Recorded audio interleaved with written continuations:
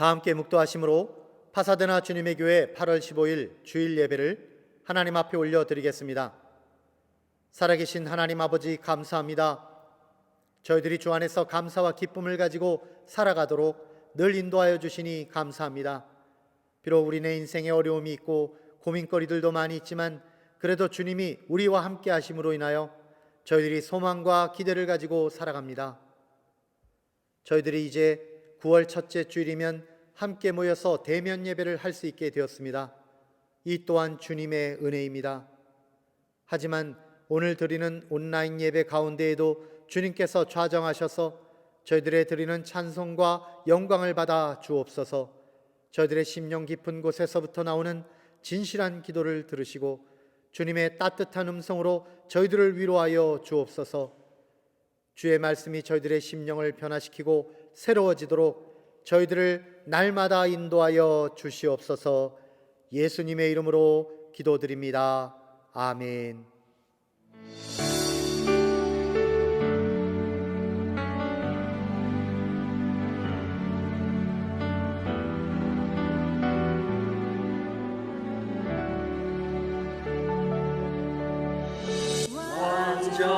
완전하신 나의 주, 의의 길로 날 인도하소서. 행하신 모든 일 주님의 영광 다 경배합니다.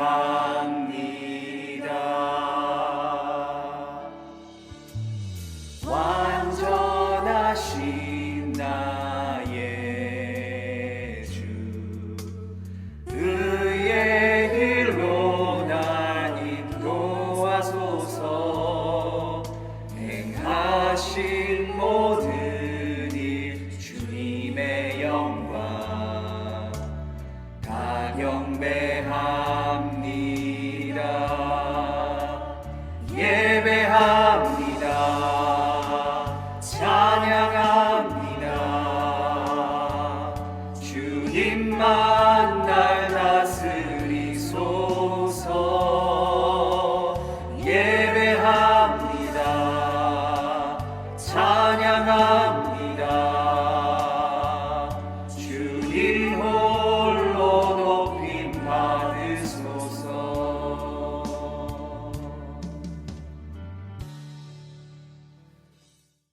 이 시간 교동문 13번 시편 23편을 저와 여러분이 한 목소리로 봉독하여 올리겠습니다. 여호와는 나의 목자시니 내게 부족함이 없으리로다. 그가 나를 푸른 풀밭에 누이시며 쉴만한 물가로 인도하시는도다. 내 영혼을 소생시키시고 자기 이름을 위하여 의의 길로 인도하시는도다. 내가 사망의 음침한 골짜기로 다닐지라도 해를 두려워하지 않을 것은 주께서 나와 함께 하심이라. 주의 지팡이와 막대기가 나를 안위하시나이다. 주께서 내 원수의 목전에서 내게 상을 차려주시고 기름을 내 머리에 부으셨으니 내 잔이 넘치나이다. 내 평생의 선하심과 인자하심이 반드시 나를 따르리니 내가 여호와의 집에 영원히 살리로다. 아멘.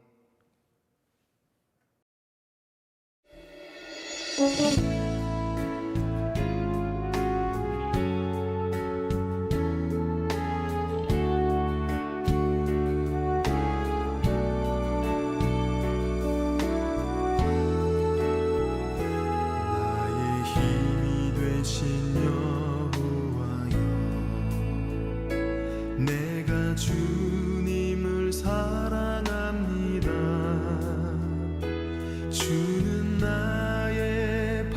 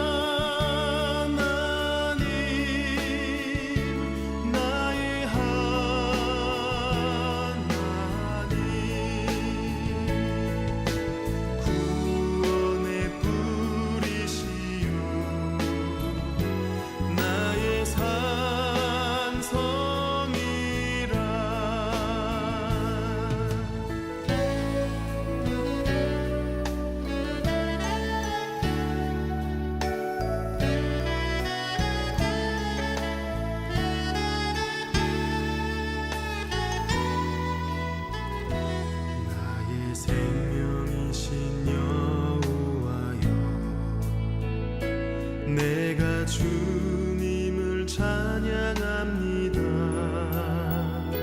주는 나의 사랑이시며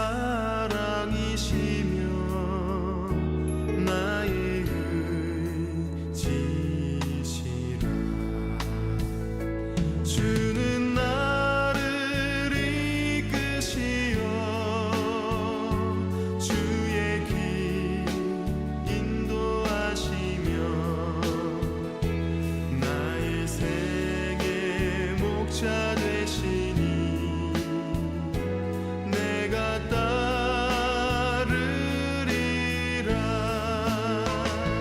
나의 하나님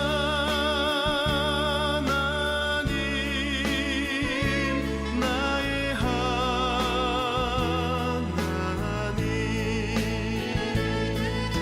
생명의 면류관으로 내게 씌우소서.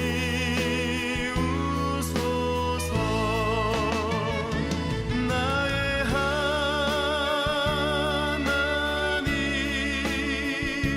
나의 하나님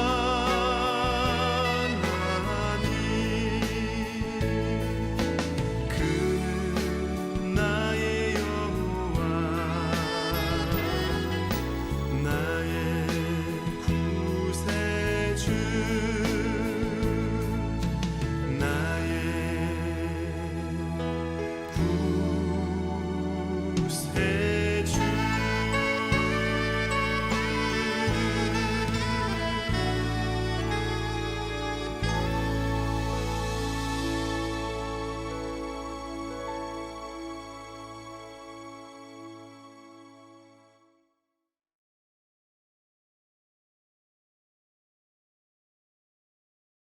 사랑의 하느님, 한 주간도 하나님의 은혜와 사랑 속에 각자의 삶을 살아나게 하심을 감사드립니다. 이 시간 주님의 성도가 하나 되어 주님만이 우리의 소망이며 주인 되심을 고백합니다. 길었던 코로나 팬데믹으로 인해 교회 공동체 안에서 이루어져야 할 교제와 신앙 훈련들이 제한되었지만 대면 예배를 드릴 수 있는 날짜가 정해졌습니다. 대면 예배를 드린다고 해도 예전처럼 자유롭게 교제 나누고 모일 수 없는 상황이 당분간은 지속되겠지만 지혜로운 방법들을 찾아 성도의 교제와 신앙의 훈련들을 잘 이어갈 수 있게 인도하여 주시옵소서. 오늘도 단위에 세우신 담임 목사님에게 영육간의 강건함을 주시고 말씀의 능력을 채워주셔서 전하는 말씀을 통해 듣는 성도들로 하여금 은혜와 성령이 충만한 거룩한 예배 시간이 되게 하여 주시옵소서. 이 모든 말씀 우리의 위로자 구원자 되시는 예수님의 이름으로 기도드립니다. 아멘. 오늘 주시는 하나님의 말씀은 사사기 6장 11절에서 16절 말씀입니다. 소명, 보케이션 두 번째 시간으로 제목은 하나님의 눈에서 은혜를 발견하라, Find Grace in God's Eyes입니다. 1절로부터 함께 읽겠습니다. 주님의 천사가 아비에셀 사람 요아스의 땅 오브라에 있는 상수리나무 아래에 와서 앉았다. 그때 요아스의 아들 기드온은 미디안 사람들에게 들키지 않으려고 포도주 틀에서 몰래 밀 이삭을 타작하고 있었다. 주님의 천사가 그에게 나타나서 힘센 장사야, 주님께서 너와 함께 계신다 하고 말하였다. 그러자 기드온이 그에게 되물었다. 감히 엽죽습니다마는 주님께서 우리와 함께 계신다면 어째서 우리가 이 모든 어려움을 겪습니까? 우리 조상이 우리에게 주님께서 놀라운 기적을 일으키시어 우리 백성을 이집트에서 인도해 내셨다고 말하였는데 그 모든 기적들이 다 어디에 있단 말입니까? 지금은 주님께서 우리를 버리시기까지 하셔서 우리가 미디안 사람의 손아귀에 넘어가고 말았습니다. 그러자 주님께서 그를 바라보시며 말씀하셨다. 너에게 있는 그 힘을 가지고 가서 이스라엘을 미디안의 손에서 구하여라. 내가 친히 너를 보낸다. 기드온이 주님께 아뢰었다. 감히 여쭙습니다마는 내가 어떻게 이스라엘을 구할 수 있습니까? 보시는 바와 같이 나의 가문은 므낫세 지파 가운데서도 가장 약하고 또 나는 아버지의 집에서도 가장 어린 사람입니다. 그러나 주님께서는 내가 반드시 너와 함께 있을 것이니 네가 미디안 사람들을 마치 한 사람을 쳐부수듯 쳐부술 것이다 하고 말씀하셨다. 아멘. 할렐루야. 사랑하는 성도 여러분, 반갑습니다. 오늘도 하나님이 주시는 귀한 말씀 통해서 저와 여러분의 심령에 하나님의 은혜와 능력이 함께 하시기를 주님의 이름으로 축원드립니다.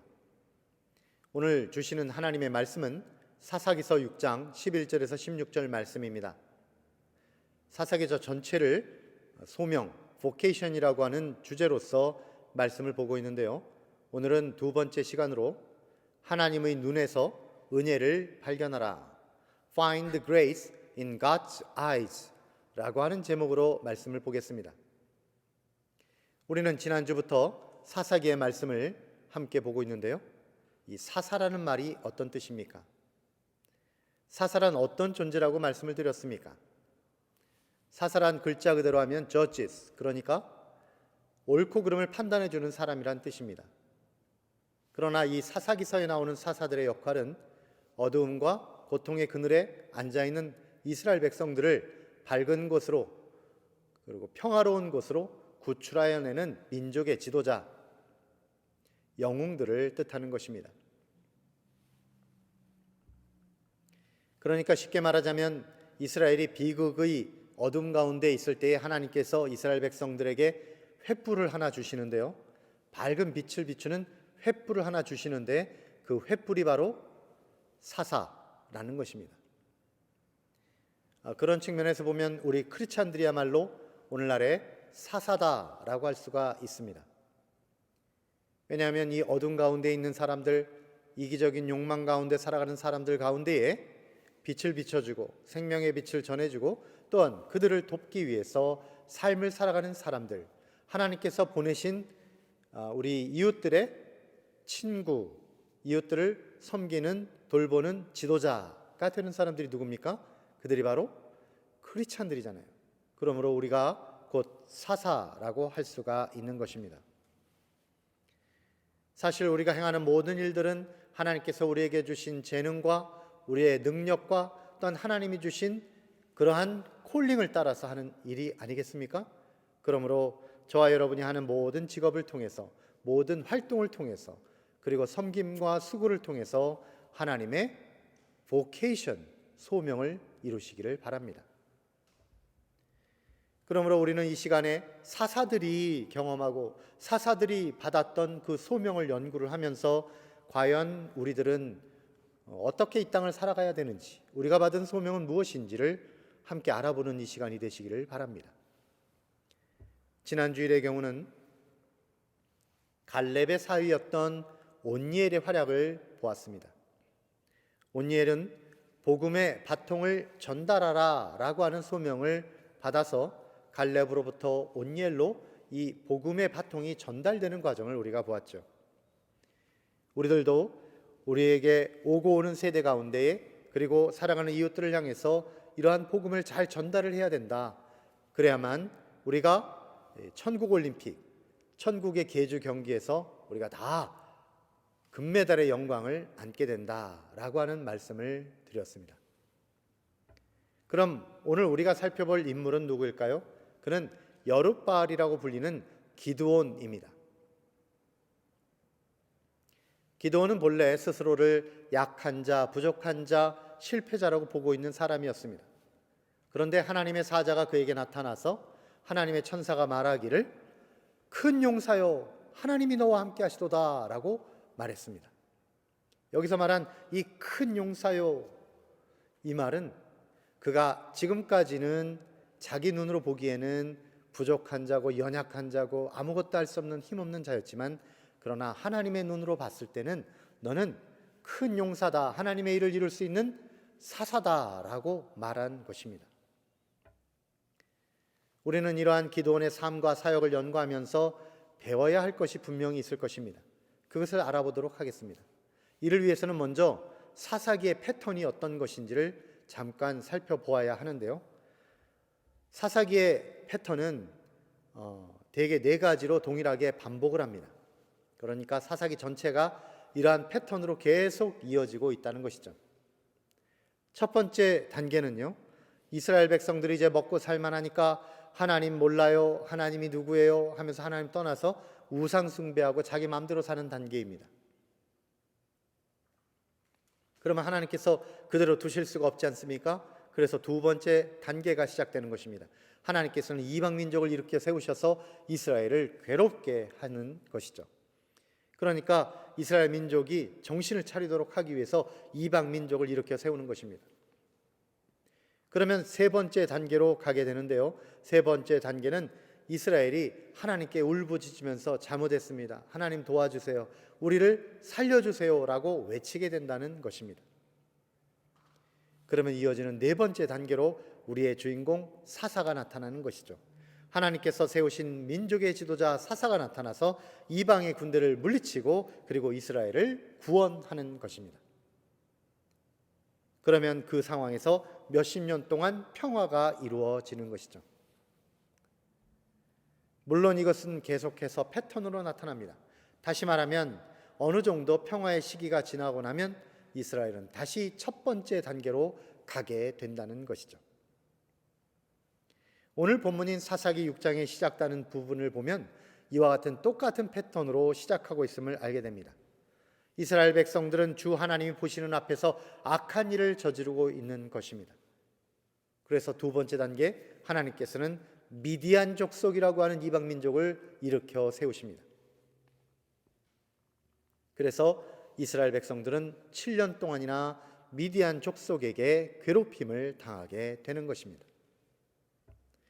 이 미디안 군대에게는 특징이 있습니다. 그 특징을 우리가 지난 주 중에 큐티 말씀을 보면서 묵상했던 우리 드보라와 바락 장군이 무찌른 적이 있지 않습니까? 그들은 가나안 군대 철병거 900대입니다. 굉장히 무서운 그런 군대이죠.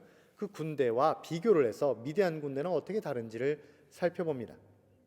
가나안 철병거 군대의 특징, 이것은 한마디로 첨단 무기로 무장하고 있다라는 것입니다. 그러니까 다른 사람들은 다 소총 가지고 싸우는데 여기는 전차 군단을 가지고 있는 것이죠. 2차 세계대전 때 독일의 전차 군단 하면은 유럽 전체가 벌벌 떨었던 그런 무서운 군대입니다. 이에 비교해서 미디안 군대는 어떤 자들입니까? 그 숫자가 엄청나게 많았다는 특징이 있었습니다. 그러니까 비유로 말하자면 한국 전쟁 당시에 그 전쟁의 후반기를 질질 끌게 한 것은 바로 중공군이 합세했기 때문인데요. 중공군의 특징은 무엇입니까? 인해 전술 아니에요? 수많은 사람들이 밀고 내려오니까 도저히 이길 수가 없었던 것입니다. 이들 미디안 족속은 그 수가 얼마나 많았던지 일단 미디안 군대가 어느 한 곳에 정착하여 머물러 있게 되면 얼마 못 가서 그 일대의 식량과 물은 다 바닥나 버리게 된다는 것입니다. 그러니까 그 근동 지방에 휩쓸었던 메뚜기 떼 같다라는 표현을 하는 것이죠. 그들 미디안 군대 때문에 이스라엘 백성들은 정말 살 수가 없었습니다. 이스라엘이 힘들게 농사 지은 것도 이제 추수할 때가 되기 전에 미디안 군대가 와서 싹 쓸어가 버리죠. 그리고 이스라엘이 키운 양이며 소며 그런 가축들, 짐승들도 싹 가져가 버리죠. 그리고 이스라엘이 어렵게 힘들게 파놓은 그런 우물물들도 그들이 차지하고 앉아서 다 말라버릴 때까지 사용해 버립니다. 한마디로 이스라엘은 도무지 살 수가 없었던 것입니다. 이렇게 미디안 때문에 길을 못 펴게 된 이스라엘이 그 다음 단계로 당연히 하게 되는 일이 무엇입니까? 하나님께 울부짖고 기도했던 것입니다. 그리고 사사기의 패턴을 우리가 잘 알고 있다면 그 다음 단계는 당연히 어떻게 되겠어요? 하나님께서 민족을 구원할 지도자를 보내주신다는 것입니다. 그렇게 선택된 사람이 바로 오늘의 주인공 사사 기드온이었던 것이죠. 그렇다면 이 기드온은 어떤 사람이며 또는 어떤 활약을 했고 마침내 어떤 결과를 얻게 되었는지 이것을 우리가 간단하게 살펴보도록 하겠습니다. 기드온이라는 사람은 원래 용기가 없고 소심한 사람이었어요. 그래서 미디안 군대가 무서우니까 어떻게 합니까? 밀을 타작할 때 이 밀을 몰래 숨겨다가 자기 포도주를 만드는 틀이 있는데 집안에 아주 은밀한 곳에 숨겨놓은 그 틀 안에다가 밀을 넣고 그것을 타작하여 겨우겨우 먹고 살고 있었던 것입니다. 그런데 그런 그에게 어느 날 하나님의 천사가 나타나는 것이죠. 그리고 기드온에게 말합니다. 큰 용사여, 하나님이 너와 함께 하시도다 라고 선언한 것입니다. 기드온은 자기가 진짜 큰 용사인지 하나님의 그런 능력을 받은 것인지 알 수가 없었어요. 자기가 민족을 구원할 그런 민족의 지도자가 될 수 있는 것인지, 혹은 하나님께서 진짜 자기를 그렇게 승리하도록 이끌어 줄 것인지 아무것도 알지 못했던 것이죠. 그래서 어떻게 했습니까?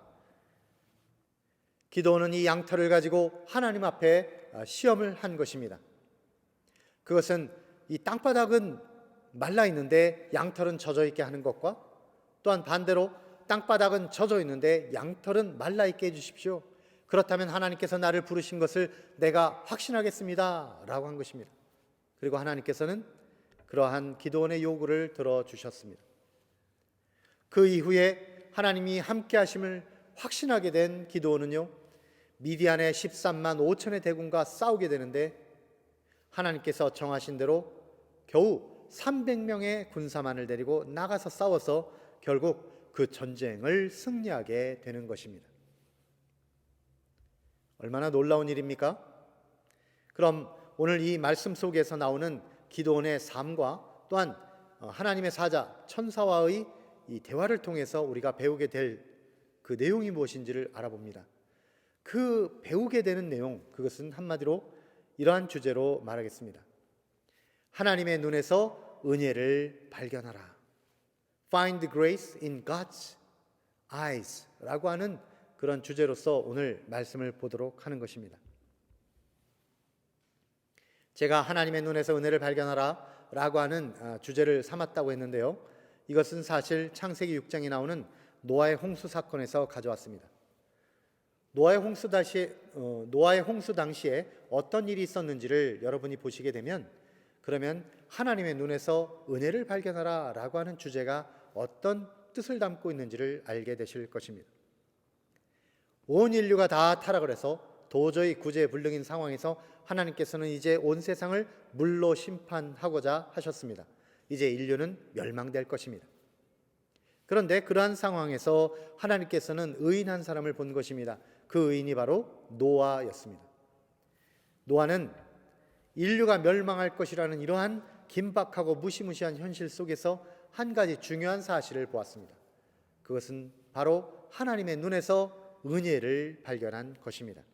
이 내용이 창세기 6장 8절에 나와 있는데요, 이 말씀은 이렇습니다. 그러나 노아만은 주님께 은혜를 입었다. 네, 주님께 은혜를 입었다. 이 말씀을 영어 성경으로 보면은 Noah found favor in the eyes of the Lord라고 되어 있어요. 다시 말하면 하나님의 눈에서 은혜를 발견했다라는 뜻입니다. 이러한 표현은 히브리어, 그러니까 구약 성경의 원어 성경이라고 할 수 있는 그 히브리어에 보면 딱 그렇게 표현이 되어 있어요. 그러니까 영어 성경은 직역을 한 것이고, 그리고 우리 한글 성경은 의역을 한 것입니다. 그렇다면 하나님의 눈에서 은혜를 발견했다, 이게 무슨 뜻일까요? 이것을 이해하기 쉽게 하기 위해서 아버지와 아들 간의 관계를 통해서 설명을 드리겠습니다. 어린 아들이 큰 잘못을 저질렀을 때 아버지는 어떻게 할까요? 네, 매를 대고 훈계를 하실 것입니다. 그런데 아들은 이 상황에서 잘 보아야 할 것이 있습니다. 물론 이 매가 무시무시하고 아프고 하겠죠. 그러나 그 매를 보는 것이 아니라 아버지의 눈동자를 보아야 한다는 것입니다. 아버지의 눈동자 속에는 무엇이 있습니까?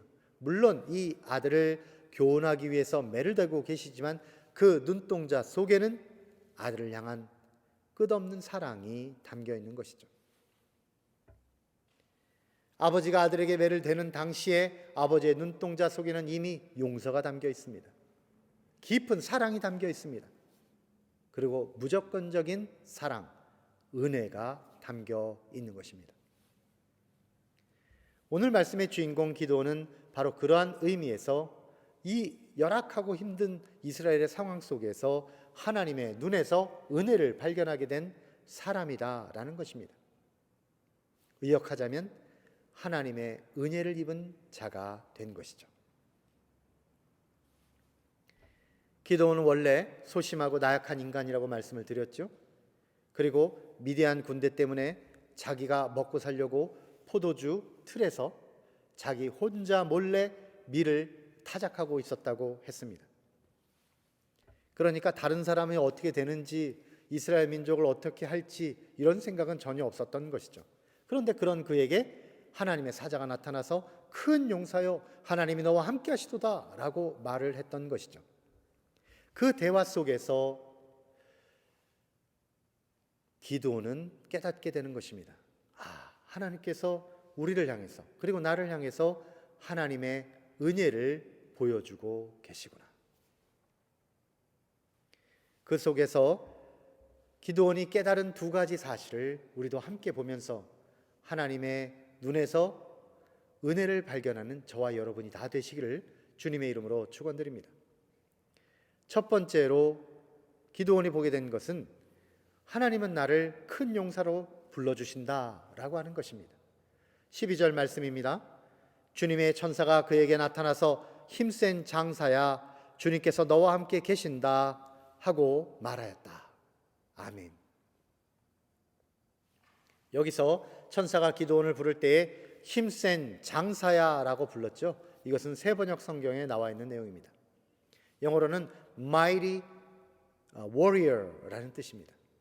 개역 성경에서는 큰 용사야 라고 번역되어 있습니다. 저는 그 중에서도 큰 용사야 라고 하는 이 단어가 너무나 좋습니다. 그래서 이렇게 표현하는 것입니다. 기드온은 스스로를 가장 작은 자라고 표현한 사람입니다. 자신의 가문도 무슨 대단한 가문이 아니라고 말합니다. 우리 가문에서 무슨 전쟁 영웅이 나온 적도 없어요. 우리는 대기업을 일으키거나 유명한 학자 집안도 아니에요.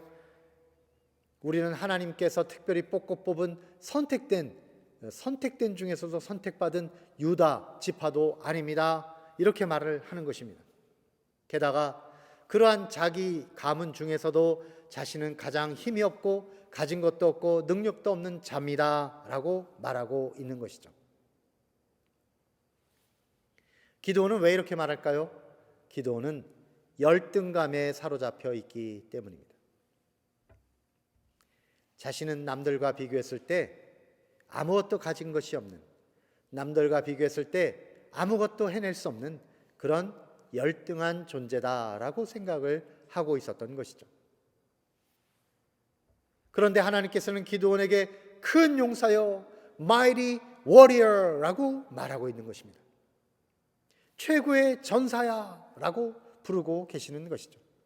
그렇다면 그 이유가 무엇일까요? 그 이유가 그 옆에 붙어 있는 것이죠. 그것은 한마디로 하나님이 너와 함께 하시기 때문에 라고 하는 것입니다. 기드온은 그동안 열등감에 사로잡혀 있다가 이 말을 듣는 순간 바로 이 장면에서 엄청난 패러다임 시프트, 곧 사고 방식의 전환을 하게 되는 것이죠. 분명히 자기 눈으로 보았을 때는 자기 자신은 정말 아무것도 아닌 존재가 맞습니다. 그런데 하나님의 눈으로 보면 자신이야말로 이스라엘 민족을 이방의 압제로부터 해방시키는 민족의 영웅이라는 사실이 알아진 것입니다. 세상에는요, 열등감에 빠져서 움츠린 생활을 하는 사람들이 너무나 많습니다. 심리학 전문가들에 따르면 세상 사람들은 적어도 95% 이상의 사람들이 열등감에 빠져서 살고 있다는 것입니다. 그렇다면 왜 사람들은 열등감을 느끼면서 열등감에 빠져서 살게 되는 것일까요? 그것은요, 그 사람들의 마음속에 패러다임이 잘못되어 있기 때문입니다. 잘못된 가치, 기준을 가지고 있기 때문이에요. 사람들의 그런 가치는 어떤 것입니까? 외적으로 보이는 것이 다다라고 하는 것을 생각하고 있습니다.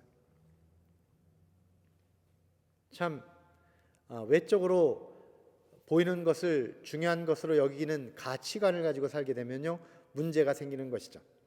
예를 들면 이런 것입니다. 예를 들어서 TV에 나오는 인기 연예인과 자기 외모를 비교해 보십시오. 누가 이길 사람이 있겠습니까? 열등감에 빠질 수밖에 없을 것입니다. 한국 최고의 부자들, 재벌들과 자기 재산을 비교해 보십시오. 누가 돈이 많다고 할 수 있겠습니까? 누가 먹고 살만하다고 할 수 있겠습니까? 또한 최고의 대학이나 박사들, 이 최고의 대학의 최고 1등으로 나온 사람과 자기를 비교해 보십시오. 누가 머리 좋은 사람이라고 말할 수가 있겠습니까? 누가 자기에게 맡겨진 일을 제대로 할 수나 있겠다고 생각하겠습니까? 유명한 피아니스트나 혹은 작곡가, 유명한 화가와 자신의 재능을 비교해 보십시오. 무조건 우리는 꼴찌가 되게 돼 있습니다. 무조건 뒤떨어지게 돼 있는 것이죠. 언제나 결론은 하나입니다. 내가 제일 못난 사람 되는 것이죠. 내가 항상 가장 부족한 자, 작은 자, 못난 자가 되는 거예요. 이런 것을 한마디로 열등감이라고 하는 것입니다.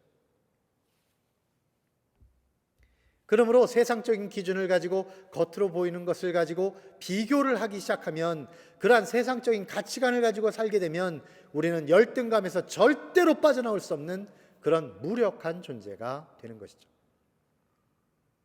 그러나 하나님께서는 우리들 한 사람 한 사람을 유일무이한 존재로 창조하셨습니다. 우리가 우리 자신을 하나님의 눈으로 보면 어떻게 되는 줄 아십니까? 우리는 각자 독특하고 귀한 재능들을 가진 사람들이 되는 것입니다. 무엇보다도 하나님은 우리를 하나님의 자녀로 보고 계십니다. 우리는 하나님의 소중한 자녀들이 되는 것이죠. 만일 우리들이 이러한 하나님의 눈으로 우리 자신을 볼 수만 있다면, 그러한 가치관으로 살아갈 수만 있다면 우리의 삶에는 항상 감사와 기쁨밖에는 없는 것입니다. 그리고 하나님께서 우리들을 향하여 하나님의 눈으로 이렇게 보시며 말씀하십니다. 큰 용사여, 하나님이 너와 함께 하시도다. 하나님이 부르시는 이러한 콜링, 하나님이 부르시는 이러한 보케이션, 우리의 소명을 따라서 우리가 살아간다면 우리는 최선을 다하여 살아갈 수 있고 하나님께 충성할 수 있고, 그리고 매 순간순간마다 감사와 기쁨으로 살아갈 수 있게 되는 것이죠. 베드로전서 2장 9절은 하나님께서 우리들을 어떻게 보고 계시는지, 진짜로 우리들은 어떤 사람들인지, 우리의 할 일은 무엇인지를 이렇게 표현하고 있습니다.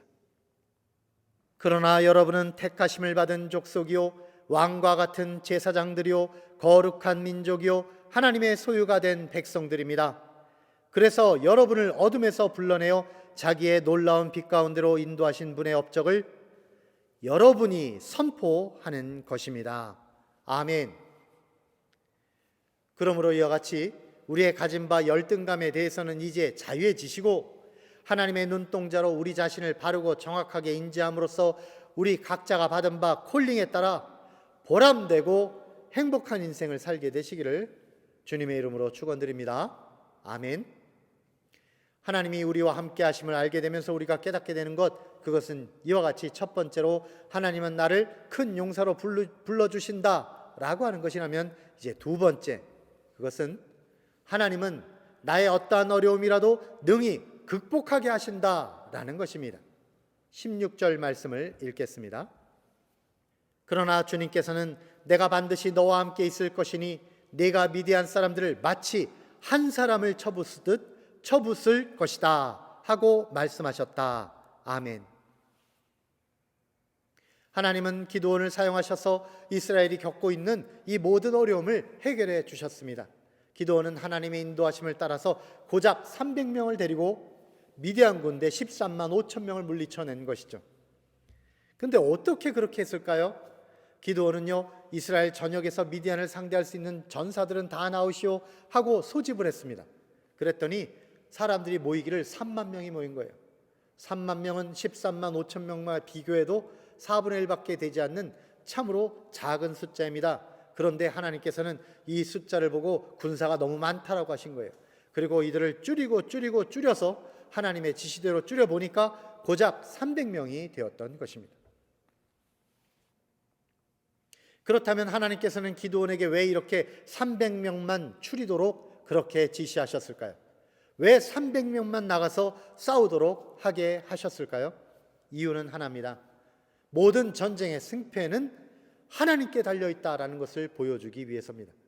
만일 3만 명을 다 데리고 나가서 싸워서 이겼으면 그래도 우리 한 사람이 4명, 5명을 이겼기 때문에 우리가 이겼어 라고 이 이스라엘 백성들이 교만할 수 있지 않습니까? 그러한 조건들을 완전히 처음부터 다 없애버리시려고 하나님께서는 그런 말조차를 꺼낼 수 없게 하기 위해서 300명만 데리고 나가서 싸우게 하신 것입니다.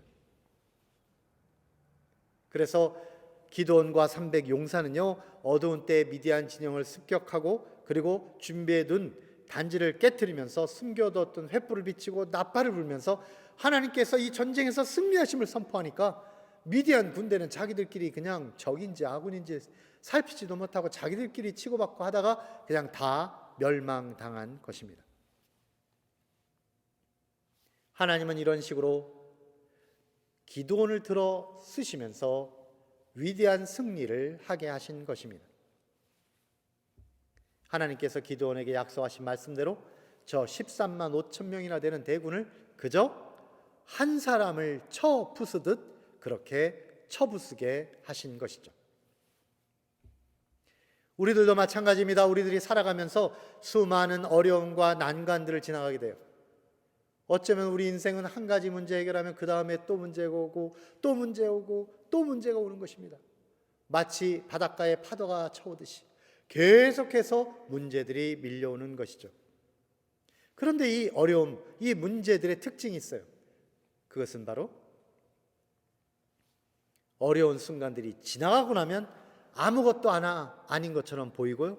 그러나 그 상황을 지나가는 중에는, 그것을 겪고 있는 중에는 마치 죽을 것처럼 힘든 문제들이다라는 것입니다.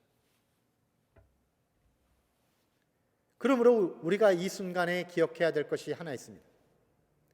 문제를 맞닥뜨리고 있는 그 상황에서, 그 순간에 결코 잊지 말 것 하나는 하나님이 이 상황 속에서도 우리와 함께하고 계신다, 나와 함께하고 계신다 라고 하는 사실입니다. 우리가 누가 나와 함께하고 있다라는 사실을 기억하느냐에 따라, 내가 사랑하는 사람이 나와 함께하고 있다는 사실을 아는 것에 따라 이 모든 난관과 어려움은 충분히 극복할 수 있는 것이죠. 미국의 저명한 심리학자 빅터 프랭클이라는 분이 있습니다. 이분은 2차 세계대전 당시에 나치 독일의 강제 수용소 아우슈비츠에서 살아남은 사람입니다. 수용소의 유태인들은 병으로 죽어가면서 차례차례 가스실로 보내지고 학살되고 있었어요. 프랭클 교수 자신도 이제 영양실조로 몹시 쇠약해지면서 언제 가스실로 끌려갈지 모르는 상황 가운데 있었습니다. 그런데 이때 그는 어떻게 이 모든 힘든 상황들을 이겨나갔을까요? 그것은 그의 사랑하는 아내를 생각했던 것입니다. 그가 체포될 당시에 아내와 헤어지게 되었어요. 그 아내가 어딘가 있을 것입니다. 그는 아내가 살아있을 것이라는 희망을 가지고 있었어요. 여자의 몸으로 심한 고통을 받으면서, 그렇게 고통을 당하면서도 지금 어딘가에 있을 그 아내를 생각하는 것입니다. 그래서 그 아내를 위해서 기도하는 것이죠.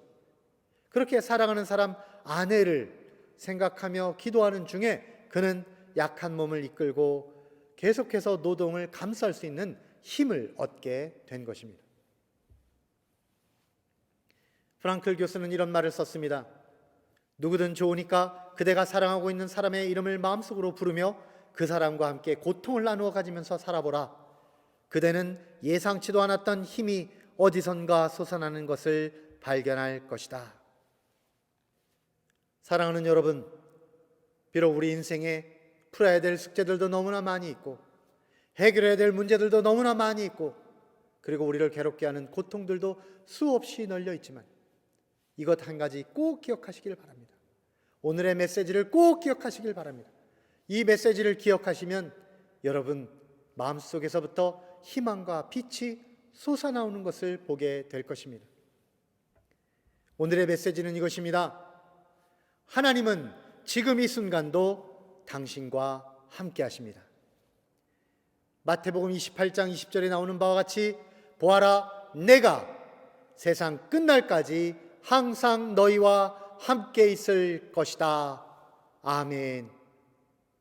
기도하겠습니다. 살아계신 하나님 아버지, 감사합니다. 비록 저희들이 열등감도 있고 부족한 점도 많지만 저희들에게 큰 용사여 라고 불러주시니 감사합니다. 주께서 저희들에게 주신 소명이 있을 줄을 믿습니다. 주님 주신 그 고귀하고 아름다운 소명을 따라서 이 어둡고 고통스러운 세상을 변화시키며 밝게 빛나게 하도록 저희들을 사용하여 주시옵소서. 저희들이 하나님의 나라를 완성하는 일에 쓰임받는 기도원과 같은 사람들이 다 되도록 축복하여 주시옵소서. 예수님의 이름으로 기도드립니다. 아멘.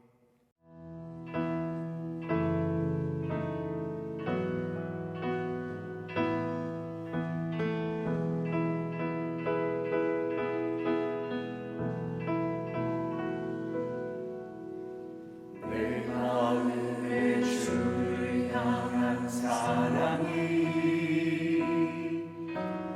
나의 말엔 주가 주신 진리로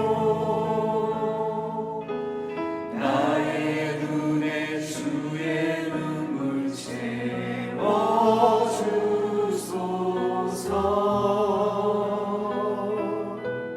내 입술의 찬양의 향기가 내 입술의 찬양의 향기가 두 손에는 주를 향한 손길이 나의 삶에 주의 흔적 남게 하소서.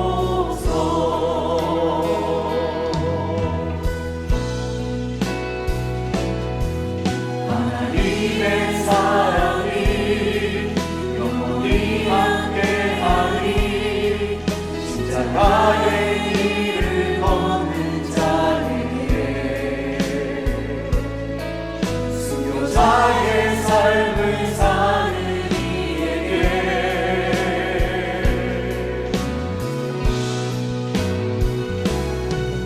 수많은 소리와 세상 유혹 속에도 주의 순결한 신부가 되리라. 내 생명 주님께 드리리.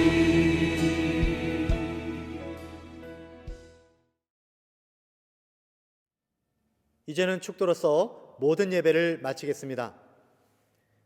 이제는 우리 주 예수 그리스도의 은혜와 하나님 아버지의 사랑하심과 성령님의 내주 역사 동행하심이 사사 기도원을 부르실 때와 같이 큰 용사여라고 저희들을 불러주심을 믿고 희망과 빛을 가지고 살아가기를 소망하는 사랑하는 주님의 교회 모든 성도들 머리 위에 이제로부터 영원토록 함께 하시기를 살아계신 예수님의 이름으로 간절히 축원하옵나이다. 아멘.